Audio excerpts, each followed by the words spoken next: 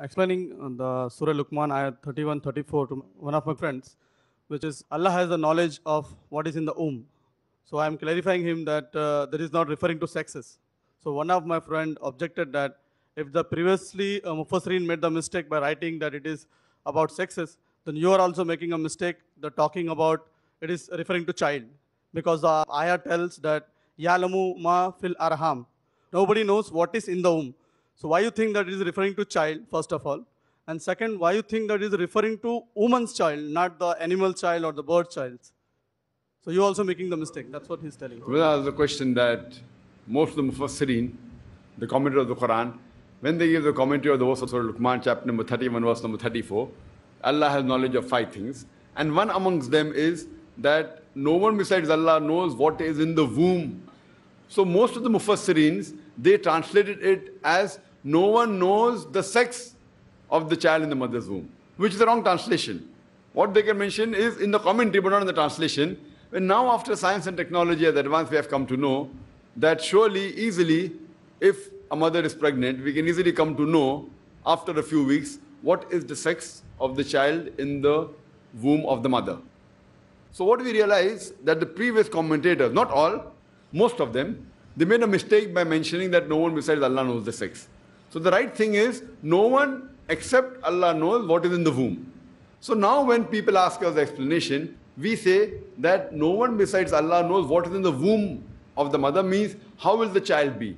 Whether he'll be good or bad, whether he'll be a boon for society or bane for society, whether he'll become a good person or a bad person, whether he'll go to Jannah or Jahannam. No one besides Allah knows. So this is the commentary that we give. So someone took an objection from non-Muslim that why are you saying it only referring to a child? It can refer to something else also in the womb. We say possible. Why you say only womb of a human being? Why can't it be a womb of an animal? We say no problem. So if we agree with that, we have no problem. See, many a times the verses of the Quran can have 5, 6 different meanings.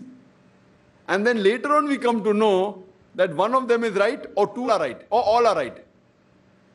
So similarly, if someone tells me that the womb here, if a non-Muslim says, can refer to womb of an animal, we say if you agree, no problem. As long as what is mentioned, it agrees with the statement.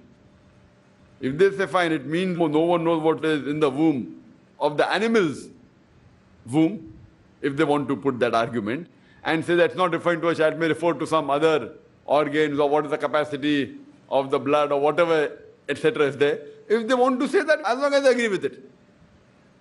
And a very good example I can give you is the first verse of the Quran to be revealed, of Surah Iqra, chapter number 96, verse number 1 and 2, where Allah says, Iqra bismi rabbika allazi khalaq. Khalaqal insana min alaq.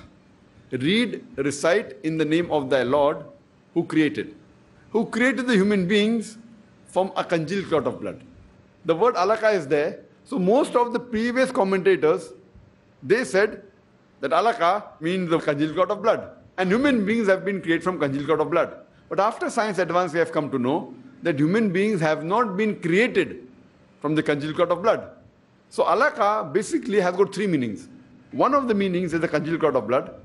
The other is something which clings. And the third meaning is a leech-like substance.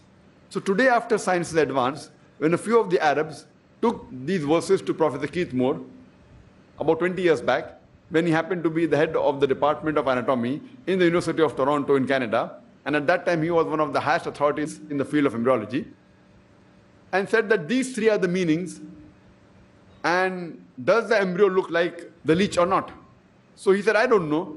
He went in his own laboratory, and under a powerful microscope, he observed the early stages of an embryo, that is, of a human child in the initial stages, and compared it with a photograph of a leech, and he was astonished at the striking resemblance. So now we come to know that a leech-like substance is correct. Science, about 20 years back, had said that human beings are not created from blood. This was the old Greek philosophy. So we say, fine, the Mufassirin earlier made a mistake. There are other meanings also. Congealed clot of blood. And the third meaning, besides congealed clot of blood and a leech-like substance, is something which clings. And modern embryology does tell us that the embryo clings to the uterine wall. So the other 2 meaning is correct, and the first one is wrong.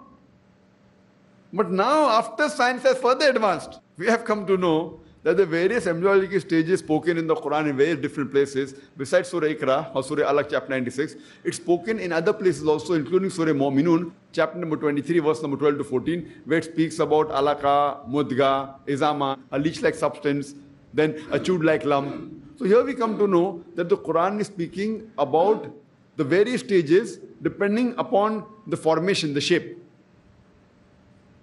depending upon the appearance. So here we know that if we take congealed clot of blood as an appearance, we know that in the initial stages, in the embryo, the blood does not circulate and it appears like congealed clot of blood. So initial stages, the embryo does look like a congealed clot of blood. So even the first meaning, which was taken by the earlier Mufassirin, later on we thought they were wrong.